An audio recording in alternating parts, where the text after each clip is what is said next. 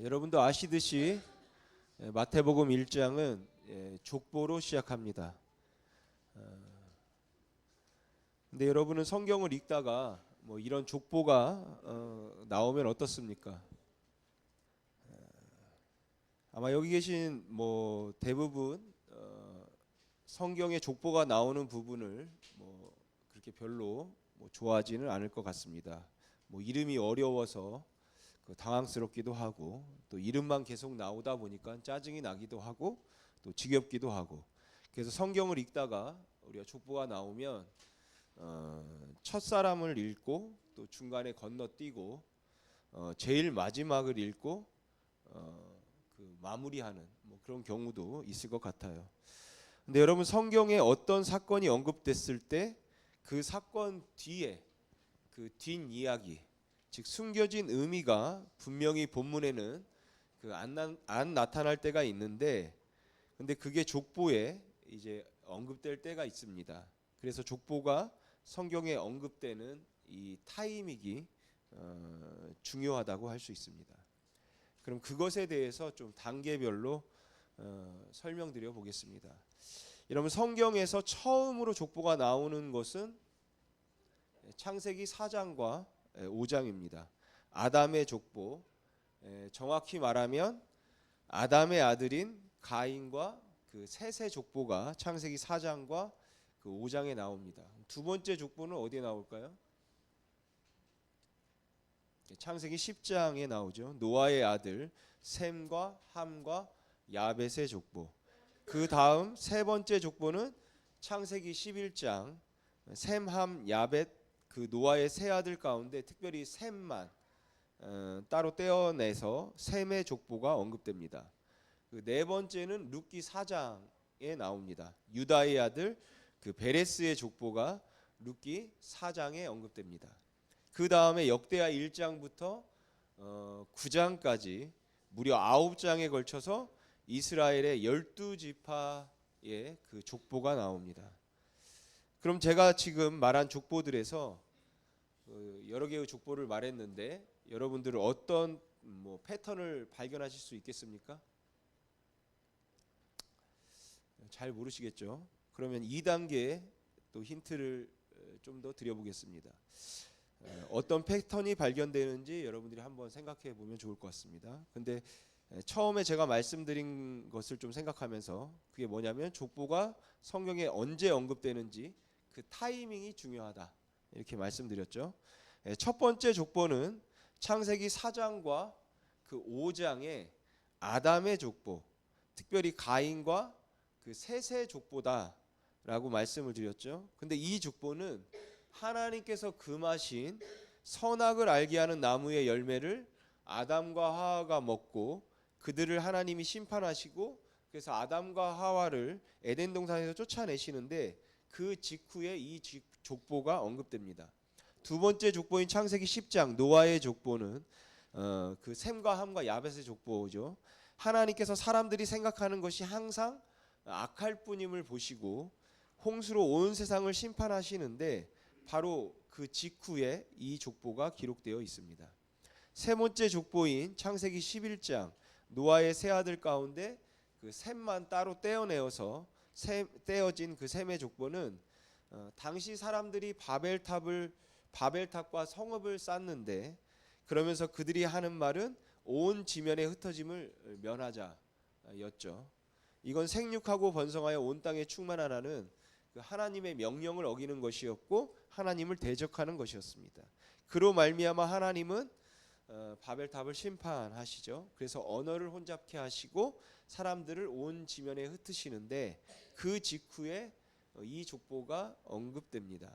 네 번째 룻기 4장의 족보는 하나님께서 사사들을 계속 보내시지만 시대가 계속 반복될수록 그 인간의 죄는 더욱더 깊어지죠. 더 처참해지고 더 잔인해지고 더 음란해지고 더 비참해집니다.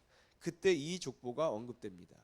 마지막으로 역대기 1장부터 9장에 나타나는, 역대상 1장부터 9장에 나타나 있는 이스라엘 12지파의 족보는 이스라엘이 하나님과의 언약을 어기고 우상 숭배함으로 말미암아 하나님은 바벨론을 들어 이스라엘을 심판하십니다. 그래서 예루살렘을 무너뜨리시고 하나님의 집으로 불렸던 성전을 처참하게 무너뜨리시죠. 그리고 이스라엘의 모든 백성들을 바벨론에 포로 잡혀가게 하는데 그 이후에 이 족보가 언급됩니다.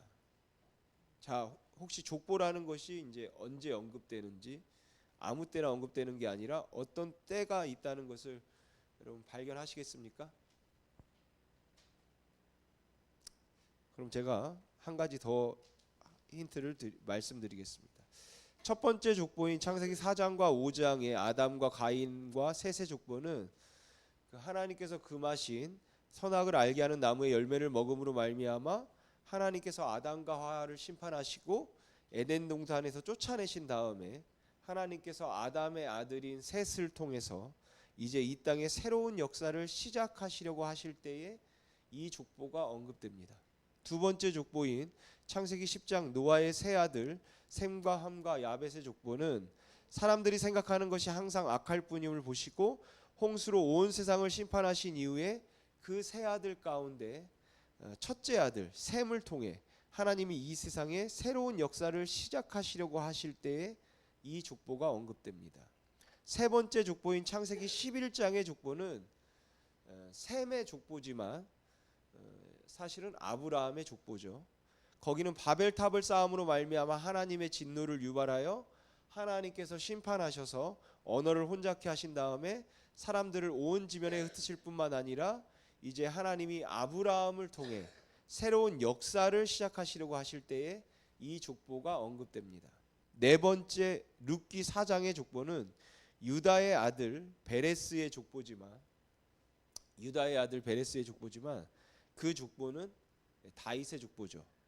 사사들을 보냈지만 이스라엘의 죄는 시간을 거듭할수록 더 처참해지고 비참해지고 잔인해지고 포악해지고 하나님을 더 대적하고 하나님을 떠납니다. 그때 하나님이 이 모든 것을 끝내시고 이제 이 세상의 다윗을 통해 새로운 역사를 시작하시려고 하실 때 그 족보가 언급됩니다. 마지막 역대상 1장부터 9장까지에 언급된 이스라엘 12지파의 족보는 이스라엘과 하나님이 언약을 맺으시지만 그 언약을 깨고 우상 숭배를 함으로 말미암아 하나님이 바벨론을 들어 이스라엘을 심판하시고 예루살렘 성과 성전을 무너뜨리시고 그 모든 백성을 바벨론으로 포로 잡혀가게 하신 이후에 하나님이 바벨론의 동쪽 조그만 나라였던 페르시아를 일으키셔서 바벨론을 무너뜨리시고 모든 민족과 열방을 다스리게 하십니다. 그리고 그 페르시아의 고레스를 통해 포로 잡혀갔던 이스라엘 백성들을 다시 예루살렘으로 돌아오게 하시는데 그 다시 돌아온 이스라엘 백성을 통해 하나님이 이 땅에 새로운 역사를 시작하시려고 하실 때 이 족보가 언급되는 것이죠. 그러면 여러분 족보가 성경에 언제 언급되는지 그 타이밍을 아시겠습니까? 하나님의 저주와 심판이 끝났을 때입니다. 근데 그것뿐만 아니라 하나님의 저주와 진노와 심판이 이제 끝나고 하나님께서 이 땅에 단 한 번도 시도되지 않았던 완전히 새로운 역사를 시작하시려고 하실 때 어김없이 족보가 언급됩니다. 그러면 이 이해를 가지고 우리가 마태복음 1장으로 오겠습니다. 구약이 끝났습니다. 그리고 신약이 시작되죠. 더군다나 신약의 첫 책인 마태복음의 1장이 족보로 시작합니다. 도대체 하나님이 무엇을 말씀하시고자 하시는 거겠습니까?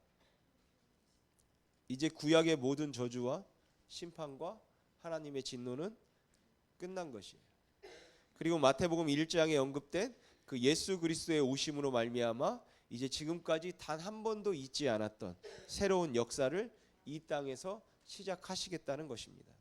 그렇게 예수 그리스도의 오심으로 말미암아 하나님께서 이 땅에 새로운 역사를 시작하시겠다는 의미로 이 족보가 언급되고 있는 겁니다. 그래서 일반적으로 족보 제일 끝에 언급된 사람이 중요합니다. 유다의 자손 베레스의 족보에서는 다윗이 제일 끝에 언급되죠. 창세기 5장 아담의 족보에서는 노아, 셈의 족보에서는 제일 끝에 아브라함, 그리고 마태복음의 족보에서는 예수님입니다. 그 족보 제일 끝에 언급된 그분을 통해 그 사람을 통해 하나님은 사람들이 단지 꿈만 꿔왔던 원하지만 이룰 수 없었던 바로 그 일을 새롭게 시작하길 원하신다라는 것이에요. 보통 사람들은 말합니다. 내가 가지고 있는 문제의 근본적인 원인은 돈 때문이다. 내가 돈이 없어서 그런다. 내가 아니면 흙수저 출신이라 그래. 다른 사람에게 주어졌던 기회가 나에게는 주어지지 않았기 때문에 그런다. 내 외모 때문에 그런다. 학벌 때문에 그렇다. 지식 때문에, 능력 때문에 그렇다. 그럽니다.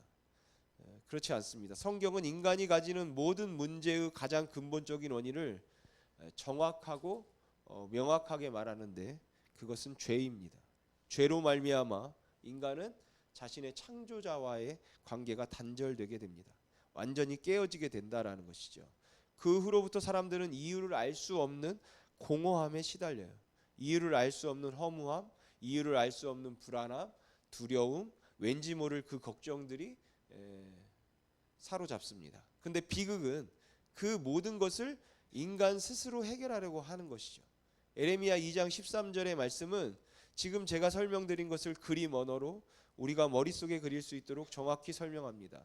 너희가 생수의 근원인 생수의 근원된 나를 버렸다. 생수의 근원된 하나님을 버렸다라는 것이에요. 여러분, 인간의 비극의 시작은 생수의 근원된 하나님을 버린 것입니다. 끊임없이 솟아나는 생수, 마름이 없는, 다함이 없는, 그걸 한 모금이라도 마시면 영원히 목마르지 않는 그 생수의 근원 되신 하나님을 버렸기 때문에 인간에게 깊은 허무함이, 목마름이 찾아왔다라고 성경은 명확하게 선언합니다. 그런데 재밌는 것은 진짜 비극은 이제부터 시작입니다. 그 목마름의 근원이, 목마름의 이유가 생수의 근원 되신 하나님을 버렸기 때문에 온 것임에도 불구하고 인간은 목마름을 해결하기 위해 절대로 하나님을 찾지 않습니다. 생수의 근원 되신 하나님께 나아가지 않습니다. 이건 내가 해결할 수 있다. 야, 내가 어디 나왔는지 아냐? 내 능력이 얼마나 되는지 아냐? 넌 내가 누군지 아냐? 이까지 것은 내가 해결할 수 있다. 그렇게 그 목마름을 스스로 해결하기로 결정하고 웅덩이를 파죠. 근데 성경은 오늘 에레미야 2장 13절에서 분명히 말하죠. 그 웅덩이는 절대로 물을 저장할 수 없다. 절대로 물을 받을 수 없습니다. 터진 웅덩이. 네가 만든 웅덩이는 터졌다라고 분명히 말하고 있습니다. 그럼에도 불구하고 절대로 포기하지 않는 것이에요. 절대 하나님께 돌아오지 않습니다. 하나님을 의지하지 않습니다. 그리고는 끝까지 웅덩이를 팝니다. 그 공허함을 스스로 해결하기 위해 더 깊은 공허함을 파는 것이죠. 그래서 주어진 것은 결국 더 깊은 공허함이고 더 짙은 허무함이고 더 짙은 염려입니다. 두려움입니다. 여러분, 절대로 인간은 자기 머리를 잡아 구원할 수 없습니다. 여러분, 물에 빠졌을 때 자기 머리를 잡아가지고 살아나올 수 있습니까? 인간은 그 공허함과 목마름과 두려움과 염려와 걱정에서 절대로 스스로 벗어날 수 없다라는 것이에요. 그래서 마태복음은 그 모든 죄의 문제를 해결하기 위해 하나님이신 예수 그리스도께서 이 땅에 오셨다라고 말하는 것입니다. 인간이 하나님을 찾았기 때문에 해결되는 게 아니라 하나님이 인간에게 오셨기 때문에 해결된다고 말하는 것이에요. 인간은 절대 하나님을 찾지 않습니다. 로마서 3장이 말씀하는 것처럼 하나님을 찾는 사람은 없습니다. 그러니까 여러분, 우리가 이 자리에 있는 이유는 내가 믿었기 때문이 아니라, 내가 하나님을 찾았기 때문이 아니라 하나님이 나를 찾아내셨기 때문인 것입니다. 하나님이 아브라함을 찾아내셨기 때문인 것입니다. 하나님이 나를 찾아오셨기 때문에 그런 것이에요. 그 외에는 없습니다. 어떤 사람들은 종교란 인간이 감히 범접할 수 없는 저 높은 곳에 있는 신을 찾아 나가는 여정이라고 말합니다. 그렇지 않습니다. 여러분, 사람이 찾고 찾으면 신을 발견할 수 있을까요? 여러분, 고작 인간이 그 시간과 공간에 절대적인 제약을 받는 고작 그 인간이 어떻게 시간과 공간을 초월하여 계시는 그 초월자 하나님을 발견할 수 있겠습니까? 절대 없습니다. 계룡산에 들어가 10년 도닦으면 발견할 수 있을까요? 그런다고 신이 발견되는 게 아니에요. 하나님이 하나님 자신을 계시하지 않으시면 누구도 하나님을 알 수 없습니다. 그렇게 우리가 하나님께 나가서 문제가 해결된 게 아니라 하나님이신 예수 그리스도께서 우리에게 오셨기 때문에 이 문제가 해결되었다라고 말하는 것이 오늘 마태복음의 족보입니다. 오늘 마태복음 1장의 족보는 이렇게 시작하죠. 아브라함과 다윗의 자손 예수 그리스도의 계보라. 이스라엘 역사상 어쩌면 가장 유명하고 위대한 가장 중요한 두 인물이 소개되고 있습니다. 아브라함과 다윗. 여러분, 아브라함은 예수님을 기준으로 했을 때 무려 2000년 전에 살았던 사람입니다. 그러므로 이 짧은 한 장의 족보에는 무려 2000년의 역사가 담겨 있다는 뜻이에요. 그러니까 예수 그리스도의 오심은 하나님의 즉흥적이고 충동적인 결정이 아니라는 것이죠. 예수 그리스도의 오심은 무려 2000년 전에 하나님이 계획하신 것이고 그 2000년이 넘는 시간 동안 하나님이 준비하셨다가 완벽한 때가 되었을 때에 하나님이 그의 아들을 보내셨다고 말하는 것입니다. 근데 이건 마태복음을 기준으로 할 때고 동일한 예수님의 족보가 언급되어 있는 누가복음의 족보, 누가복음 3장의 족보가 나오는데 누가복음 3장의 족보는 아브라함에서 멈추지 않고 어디까지 갑니까? 아담까지 갑니다. 그러니까 여러분 2000년이 아닌 것입니다. 2000년을 뛰어넘는 수천 년인 것이에요. 그러니까 여러분 예수 그리스도에 오시면 하나님의 즉흥적이고 충동적인 결정이 아니라 수천 년을 뛰어넘는 그 오래전에 계획하시고 준비하셨다라는 것이죠. 그렇게 수천 년의 기간 동안 하나님이 계획하시고 준비하셨다가 가장 완벽한 때가 되었을 때에 하나님이 예수 그리스도를 보내신 것입니다. 하박국의 말씀처럼 하나님의 때가 지체되지 않고 완벽히 응하는 것이에요. 아이가 어머니 뱃속에 10달을 지내다 나오는 것처럼 그 아이가 일찍 나와도 어쩌습니까? 문제고 너무 늦게 나와도 위험하죠. 여러분 가장 완벽한 때가 가장 안전한 때입니다. 그러니까 하나님은 가장 완벽한 때와 가장 안전한 때를 정확히 아신다라는 것이죠. 그리고 이 하나님을 신뢰하신다면 여러분 조급해하지 마시기 바랍니다. 지금 내가 가지고 있는 이 고통의 문제, 이 간절한 소원의 문제의 때를 하나님은 정확히 아십니다. 절대 실수하지 않으세요. 가장 완벽한 때에 가장 완벽한 방법으로 안전한 방법으로 하나님께서는 그때를 성취하시는 것입니다. 여러분 마태복음 1장의 족보를 읽다 보면 무려 46명의 사람들의 이름이 언급되어 있습니다. 여러분 이게 뭘 말하는 걸까요? 도대체 이것을 통해서 하나님께서 우리 가운데 말씀하길 원하시는 것은 뭘까요? 여러분 예수님은 사람을 통해서 이 땅에 오셨습니다. 완전하신 하나님이 불완전한 인간을 통해 이 땅에 오셨습니다. 거룩하신 하나님이 그 죄와 탐욕과 음란함으로 뒤범벅된 그 부정한 인간을 통해 오셨습니다. 전능하신 하나님이 그 미약하고 연약한 인간을 통해 오셨습니다. 불안하지 않으셨을까요? 이게 1, 2년의 계획이 아니라 2000년을 뛰어넘는 수천 년 동안 하나님이 심사숙고해서 결정하신 그 위대한 결정 아닙니까? 그런데 인간의 연약함 때문에 이 수천 년의 계획이 한 번에 틀어진다면 예수 그리스도께서 오시는 이 놀랍고 위대한 일이 인간의 무지함과 연약함 때문에 한순간에 틀어진다면 실패한다면 얼마나 안타깝겠습니까? 그렇지 않습니다. 인간의 연약함은 여러분 전능하신 하나님께서 그분의 일을 이루시는데 아무 문제가 되지 않습니다. 어떤 영향도 없다라는 것이죠. 인간의 죄악, 인간의 부정함, 거룩하신 하나님의 그 완전한 거룩함을 조금도 훼손할 수 없습니다. 인간의 무지함과 인간의 연약함 따위는 전능하신 하나님께서 하기로 결정하신 그 일에 어떤 문제도 일으키지 못하고 어떤 영향도 줄 수 없다라는 것이에요. 그냥 하나님은 그분의 일을 행하시는 것입니다. 근데 놀라운 것은 그 하나님의 위대한 일에 인간인 우리를 동역자로 초청하셨다라는 것입니다. 그러니까 여러분 하나님께서 여러분을 쓰시겠다 하시면 우리가 그냥 하나님 앞에 내어드리면 되는 것입니다.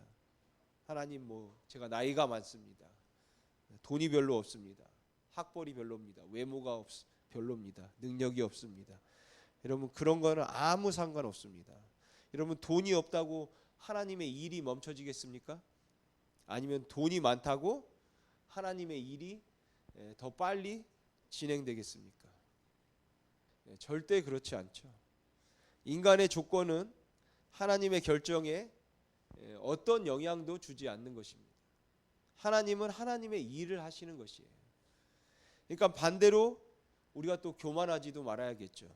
내 지식과 내 능력과 내 학벌, 내 기술이 뛰어나다고 해서 하나님이 일할 사람을 부르신다면 나지, 나. 여러분, 그렇게 생각하지도 마시기 바랍니다. 전능하신 하나님께서 인간의 그 알량한 능력 따위가, 재능 따위가 뭐 그리 필요하시겠습니까? 전지하신 하나님, 온 우주의 별에 정확한 간격과 위치를 정확히 계산하시며 바람의 방향과 바람의 갈 길을 계산해 내시며 계절마다 입어야 될 그 옷의 때를 정확히 아시는, 자연이 입어야 될 그 때를 정확히 아시는 그 지혜로우신 하나님께서 인간의 지혜, IQ 200 그게 그렇게 필요하시겠습니까? 하나님 앞에 절대 우리가 겸손해야 되는 것입니다.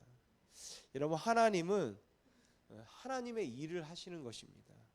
그러나 그럼에도 불구하고 그 놀랍고 위대한 일에 우리를 동역자로 초청해 주심을 여러분 감사하시기 바랍니다. 사랑하는 성도 여러분, 거룩하신 그 삼위일체 하나님이 온 땅과 온 우주라도 감당할 수 없는, 정말 담을 수 없는 그 광대하신 하나님이 고작 인간을 통해 이 땅에 오기로 결정하신 것, 그게 마태복음 1장의 족보에 담겨 있는 것입니다. 그리고 그 예수 그리스도의 오심으로 말미암아 하나님께서 이 땅에 단 한 번도 시도되지 않았던, 천사조차도 몰랐던 그 놀라운 우리를 향한 사랑의 그 서막이 여러분 시작되는 것입니다. 성탄을 맞이하여 정확한 때에 그 일을 이루신 우리 하나님께 감사하고 여러분 기뻐하며 나아가시기를 주님의 이름으로 소망합니다. 기도하겠습니다.